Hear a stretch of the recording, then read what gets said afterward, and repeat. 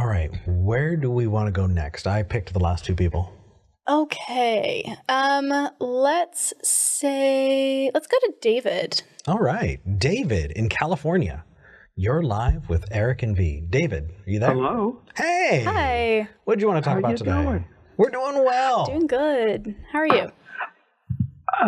Basically, I've had an experience that was very weird, and I couldn't explain it, so I didn't. But about a year later, I told some people about it, and they acted as if they knew what happened to me.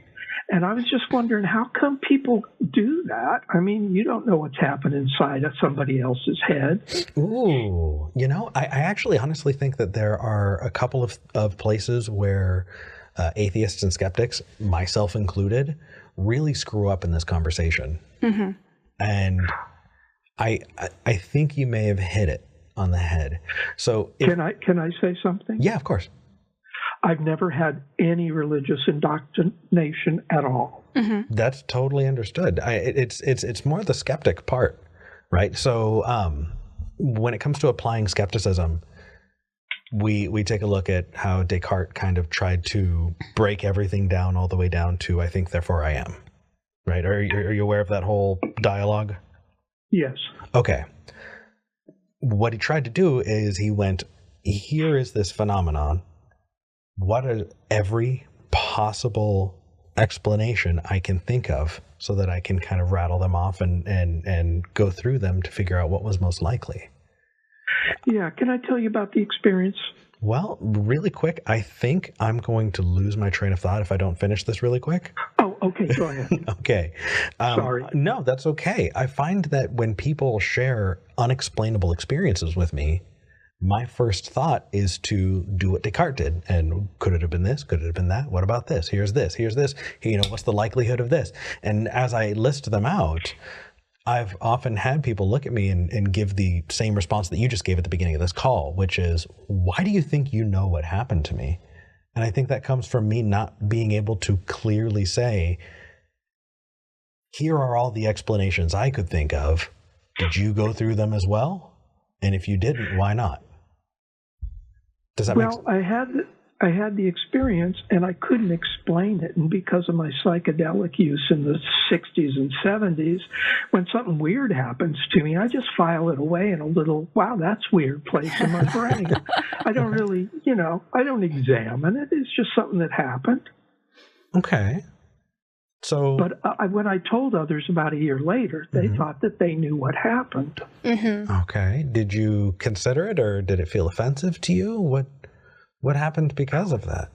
Maybe a little bit more information. Nobody had any idea what it was. Nobody. Because it was my experience. You know what I mean? Yeah, absolutely. I think that we need to be able to say it was something. Right. Oh, I know why that happened, because that gives us closure. That makes us feel secure. And that happens across the board. And I think that if more people approached things the way you did, David, and just said, hey, that was a really weird experience, I'm not going to deny that I had it, right? I'm going to be honest with myself about what I experienced. But I'm also not going to jump in and say, well, it must be this thing. It must be aliens. Right. It must be supernatural. I think your instinct is spot on there. Well, thank you. Yeah. Do you want to hear about the experience really short? If it's short and we can engage with it, then yes. If not, then we might need to point you to a format where you're able to kind of share it in the way you want to. I would ask real fast, David, I don't want us to fall into that same pattern where you give us your experience and then we say, well, have you thought about it? Might be this or might be that. So what are you hoping to get out of this by sharing your experience with us? I haven't shared it with anybody now again for about 7 years, and I love you guys. So I thought maybe I could share it, but I think where we're going is much better. Okay. Than like having a specific experience. I think talking about everything around it is better. Yeah, I agree. Well, definitely. also thank you for wanting to share that with us. I want to be that type of person that people can come to with experiences. Yeah, and I'm doing my best to try and point out the fact that if somebody brings a wild experience to me, my very first thing that I think of is fixer mode, kind of, could it have been this? What about this? What? and that's often not solicited, but it's the first thing I do. But we're kind of getting far afield. I say it says in the comments, why do people think they know what others are thinking and feeling with unexplainable experiences? I don't know. That's pretty concise. Yeah, our call screeners are amazing. Did we address that, or did we kind of circle around it? How can we help? You did good. I just really wanted to talk to you guys because I love you. Aww. Well, we're glad you called in. I watched you on Talk Heathen when I found it, and then you were gone. And so I put V and Eric in the search.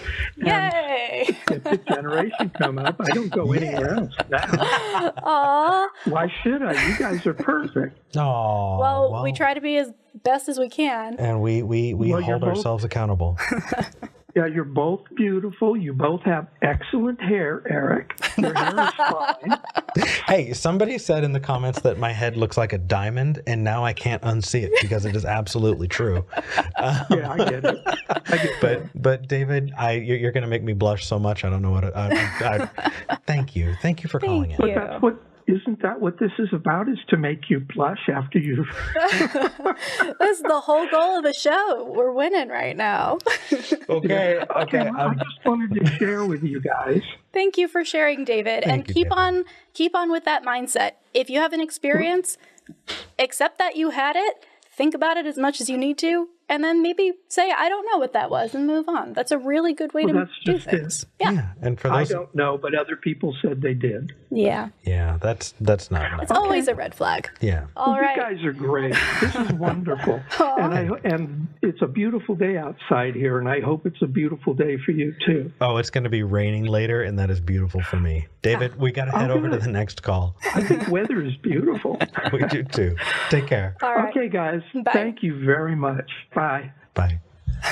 Yeah, if you have an unexplained experience, you have no idea, just ask yourself, what would David do? David would put that in the bin of, that was weird, but not necessarily try and categorize it as something that he knew, but would say, I don't know about that.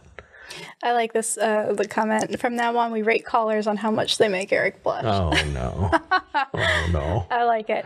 Yeah, I think that there's a takeaway here as well, which is when someone comes to you to share an experience or, anything, the instinct for a lot of us might be to try and help them explain it. Or the instinct might be, because of watching shows like this, to debunk it. There are a bunch of things that we assume the other person wants from us. And sometimes it might just be to share a weird experience. So always kind of ask what the other person is looking for when coming to you with this kind of thing. Because the hope is that you are a person who they will just want to come back to and share things with. And then you can explore together if that's what you guys want to do. V, that was a really, really good call. I feel like you preempted a tangent from happening in a really, really effective way. I want to do that more in the future. Thank you. Yeah.